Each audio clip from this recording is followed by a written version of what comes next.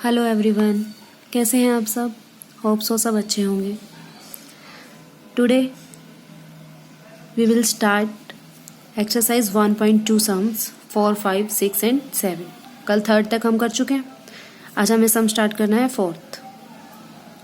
देखिए, given that HCF of 306 and 657 is 9, find LCM of these two numbers. इनका HCF given है, हमें LCM find out करना है। ओके, ये गिवन है HCF of this two numbers is 9, हमें इनका LCM फाइंड आउट करना है। तो हम एक प्रॉपर्टी बटे, क्या प्रॉपर्टी? वी नो दैट क्या होता है HCF into LCM is equal to product of two numbers, right?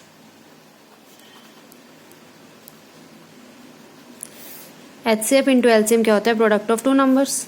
तो HCF है 9, LCM हमें नहीं पता। प्रोडक्ट क्या है? टू नंबर्स की, मतलब 306 इंटू 657। तो LCM की वैल्यू क्या आ जाएगी? ये यहाँ पर मल्टीप्लाई में है 9, यहाँ जाकर डिवाइड में हो जाएगा। तो 306 इंटू 657 अपॉन 9। इसको सॉल्व करेंगे तो हमारे पास क्या आएगा? LCM। तो इसे कैंसिल करते हैं। 9 1 जा 9, 9 पर ये कैंसिल हो जाएगा।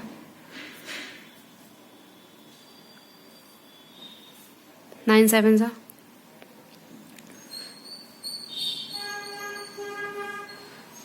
63, 2 बचे 27 हो गया। 9 3 जा 27। अब इनकी मल्टीप्लाई कर देंगे। 306 इंटू 73 कर लेंगे मल्टीप्लाई। तो मल्टीप्लाई को सॉल्व करेंगे तो ये आ जाएगा हमारे पास। तो ये हो गया हमारे पास LCM, यही हमें फाइंड आउट करना था। क्लियर? नेक्स्ट है हमारे पास fifth sum. Check whether 6 raise to power n can end with the digit 0 और एनी नेचुरल नंबर n। हमें चेक करना है कि 6 रेज़ टू पावर n है जो, ये एंड हो सकता है किसी डिजिट से, 0 से, या किसी नेचुरल नंबर n कुछ भी हो सकता है। जैसे 6 की पावर 1 6 आएगा, 6 की पावर 2 36 आएगा, उसका लास्ट डिजिट क्या है? 6। फिर उसकी 6 की पावर 3, 6 की पावर 4, ऐसे करते जाएंगे तो जो लास्ट डिजिट आएगा वो 0 आ सकता है या नहीं आ सकता, हमें ये चेक करना है। ओके, क्वेश्चन समझ में आया? 6 raise to power n can end with the digit 0, ये 0 से एंड हो सकता है या नहीं, जहाँ पर n क्या है? कोई भी नेचुरल नंबर। ओके, बहुत सिंपल सा है ये, बस थोड़ा सा सोचना है। क्या गिवन है हमें? 6 रेज़ टू पावर n। हमें ये चेक करना है कि ये जो है वो किसी इसको सॉल्व करने के बाद इसका n डिजिट 0 आ सकता है या नहीं, यही चेक करना है। अब हमें एक बात पता है कि if any number ends with the digit 0 it should be divisible by 10, right? अगर कोई नंबर, मतलब if any number ends with digit 0, अगर किसी नंबर के लास्ट में 0 डिजिट आ रहा है तो इसका मतलब वो 10 से डिविजिबल होगा ना, राइट? क्योंकि बाय 10 करेंगे तो 0 से 0 कैंसिल, मीन्स वो 10 से डिविजिबल हो रहा है। then it should be divisible by 10।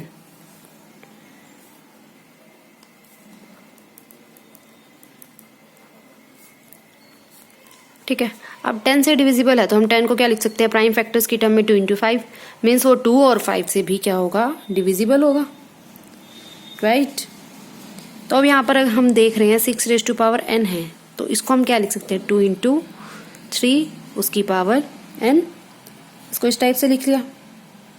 तो हम देख रहे हैं इसके प्राइम फैक्टराइजेशन में 5 तो आ ही नहीं रहा, 3 आ रहा है, 5 नहीं आ रहा ना, पर इसके प्राइम फैक्टराइजेशन में 5 आना चाहिए।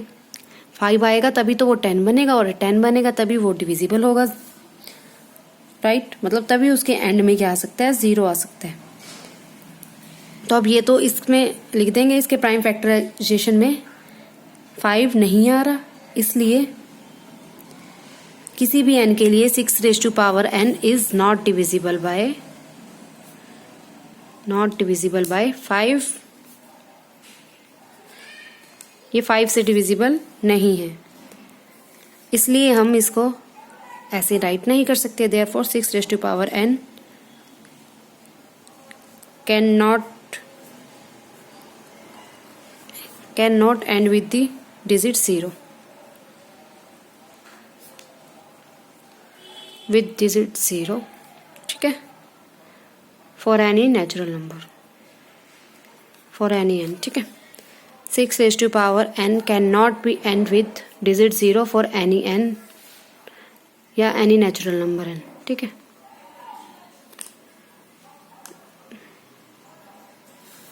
Natural number n, clear.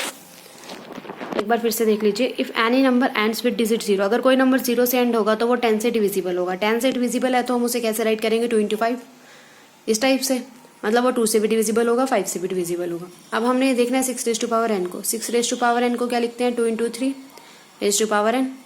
अब ये 2 से तो डिविजिबल है पर 5 से नहीं है ना, यहाँ 3 आ रहा है, तो ये 5 से डिविजिबल नहीं आ रहा, इसका मतलब ये 10 से डिविजिबल नहीं होगा, 5 से डिविजिबल नहीं है, तो इसका मतलब इसको हम ऐसे नहीं राइट कर पाएंगे कि इसका एंड डिजिट क्या आ जाए, 0, ठीक है। हमें यही चेक करना था, क्लियर। 6 अब क्या है हमारे पास, explain why this and this are composite numbers. हमें एक्सप्लेन करना है कि ये दोनों क्या हैं, कंपोजिट नंबर्स हैं, ठीक है। इसे शो करना है हमें क्या, कंपोजिट नंबर। सबसे पहले देख लीजिए कंपोजिट नंबर क्या होता है और प्राइम नंबर क्या होता है। प्राइम नंबर क्या होता है, जिसके फैक्टर्स ओनली 1 और इटसेल्फ, मीन्स एक 1 फैक्टर है उसका और एक वो खुद फैक्टर होता है। जैसे एग्जाम्पल में देख लीजिए 13 है, इसको क्या लिख सकते हैं, 1 × 13, और तो कोई फैक्टर्स नहीं बन रहे ना। ऐसे अगर मैं 14 ले लूँ तो इसको तो मैं लिख सकते हैं 2 × 7 एंड 1 × 14, इसके 2 फैक्टर्स हो रहे हैं, एक ये, इसका ओनली एक सिंगल फैक्टर है, जिसका सिंगल फैक्टर होता है, जिसमें एक वो इटसेल्फ 13 खुद है और एक 1 है, वो तो होता है प्राइम नंबर। और जिसके फैक्टर्स में इसके अलावा और कोई फैक्टर आ जाए, इटसेल्फ और 1 के अलावा एक ये फैक्टर भी बन रहा है ना, 2 × 7, ये भी 14 होता है, तो ये क्या है, कंपोजिट नंबर, ठीक है। जब 1 × 13 आ रहा है ओनली, तो ये तो है प्राइम नंबर। इसमें 2 × 7 भी आ रहा है, तो इसको हम क्या बोल देंगे, कंपोजिट नंबर। 6 को देख लें, 6 क्या होता है, 1 × 6 तो है ही, 2 × 3 भी लिख सकते हैं, मतलब ये क्या है, कंपोजिट नंबर। 7 देख लें, 7 कुछ लिख सकते हैं इसे, 1 × 7 आएगा ओनली एक फैक्टर, तो इसका मतलब ये क्या है, प्राइम नंबर। ये प्राइम है, ये कंपोजिट और ये प्राइम, तो ऐसे चेक कर सकते हैं। अब हमें भी इसमें ये चेक करना है कि ये किसी अलग अलग नंबर्स की मल्टीप्लाई में से राइट कर सकते हैं या नहीं कर सकते।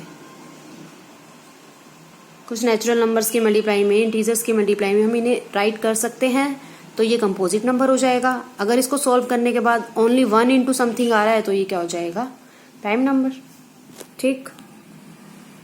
तो आइए इसे सॉल्व करते हैं। यहाँ पर है 13, देखिए ये तो मल्टीप्लाई में, मतलब ये एक टर्म है, ठीक है, एक टर्म ये है, 2 टर्म्स आ रही हैं इसमें, ये मल्टीप्लाई में है, तो इसका मतलब ये एक ही टर्म है ना, इसे सॉल्व करके हम एक ही लिखेंगे। और ये प्लस के बाद आ रहा है, ये एक टर्म है। अब इन दोनों में से 13 क्या आ रहा है, सेम, तो 13 ले लिया मैंने कॉमन आउट। इस टर्म में क्या बच गया, 13 बाहर आ गया, क्या बचा, 7 × 11 प्लस यहाँ 13 बाहर गया, तो यहाँ बचा 1, ठीक है। तो 13, अब इसे सॉल्व करेंगे अंदर, तो क्या बन रहा है, देखिए 11 × 7 क्या होगा, 77 प्लस 1, तो ये बन गया 13। इसका मतलब होता है ये मल्टीप्लाई में, बाहर लिया कॉमन, तो 13 × 77 + 1 78, तो ये आ गया 13 × 78, ठीक है। अब देखिए 13 तो है प्राइम नंबर, 78 तो प्राइम नंबर नहीं है ना, इसको ओपन करके लिख देते हैं। क्या हो सकता है, 13 × 6 क्या होता है, 78, 13 × 6 लिख लो, 13 × 2 × 3 लिख लो। मतलब ये जो भी गिवन फैक्टर हमारे पास आ रहा है, अब ये फैक्टर्स बन गए ना इसके, अब ये 1 × समथिंग टाइप का तो नहीं आ रहा ना, इसके फैक्टर्स हैं हमारे पास, 6 भी है, 13 भी है इसके फैक्टर्स में, इसका मतलब ये क्या हो गया, कंपोजिट नंबर। चाहे वो 2 नंबर्स की प्रोडक्ट में आए, चाहे वो 3 की आए, 4 की आए, 1 और इटसेल्फ के अलावा कुछ और आना चाहिए, तो वो क्या हो जाएगा, कंपोजिट नंबर। ठीक है, यही प्रूफ करना था, ये कंपोजिट है। अब हम करेंगे सेकंड। सेकंड में क्या गिवन है हमें, 7 into 6 into 5 into 4 into 3 into 2 into 1 plus 5। अब हमें इसे चेक करना है। देखिए, अब ये वाली टर्म पूरी एक टर्म है और ये एक टर्म है, राइट, यही प्लस आ रहा है ना ओनली। तो देखिए आगे ये एक टर्म है, इन दोनों में कॉमन क्या है, 5 कॉमन है, यहाँ क्या बचेगा, 7 इंटू 6 इंटू 5 बाहर गया ना, 7 into 6 into 4 into 3 into 2 into 1 plus यहाँ से 5 कॉमन आउट गया, तो यहाँ क्या बचा, 1। तो ये बन गया हमारे पास 5 इंटू दिस। तो 5 इंटू, इसे सॉल्व करेंगे मल्टीप्लाई को, 7 into 6 into 4 into 3 into 2 into 1, ये मल्टीप्लाई को हम क्या करेंगे, सॉल्व कर लेंगे। ये आ गया 1008 प्लस 1, तो ये बन गया हमारे पास 5 इंटू 1009, 1 ऐड कर दिया ना, तो ये जो भी आएगा, अब ये क्या बन रहा है, कंपोजिट नंबर, राइट। क्यों, क्योंकि ये भी 2 नंबर्स की मल्टीप्लाई में आ रहा है, इसको आगे फैक्टराइज तो नहीं कर सकते। ठीक है, इसे आगे फैक्टराइज नहीं कर सकते, ये भी एक प्राइम नंबर है, ये भी एक प्राइम नंबर है। ठीक है, तो ये 2 प्राइम नंबर्स की प्रोडक्ट में आ गया, ये क्या है, कंपोजिट नंबर। ऐसे इसे भी लिख सकते हैं हम, 13 इंटू 13 इंटू 3 इंटू 2। ठीक है, तो ये दोनों क्या आ गए, कंपोजिट नंबर। हमें यही प्रूफ करना था, क्लियर। अब 7th sum, there is a circular path around a sports field. एक स्पोर्ट्स फील्ड है, उसके अराउंड क्या है, circular path. Sonia takes 18 minutes to drive 1 round. Sonia 18 minute ले लिया एक राउंड के लिए, कंप्लीट करने के लिए फील्ड के।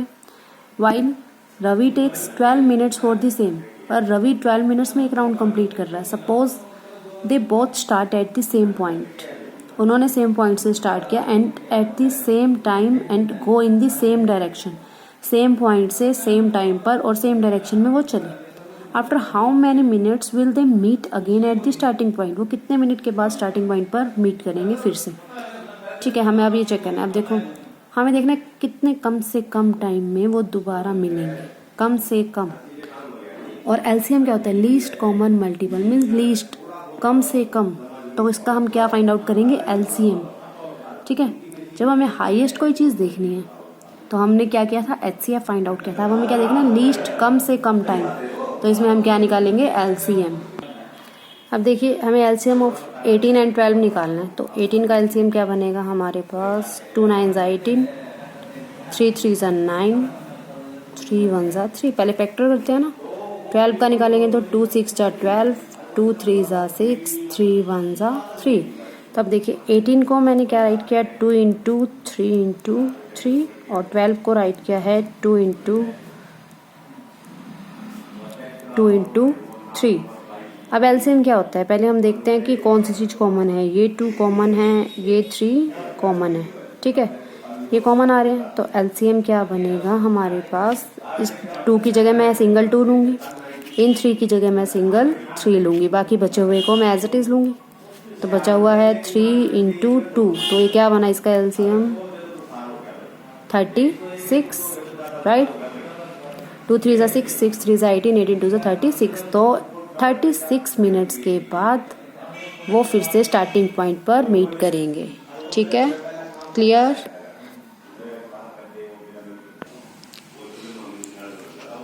अगर आपको कोई डाउट है तो प्लीज़ मैसेज कीजिए कमेंट बॉक्स में। Okay, thank you.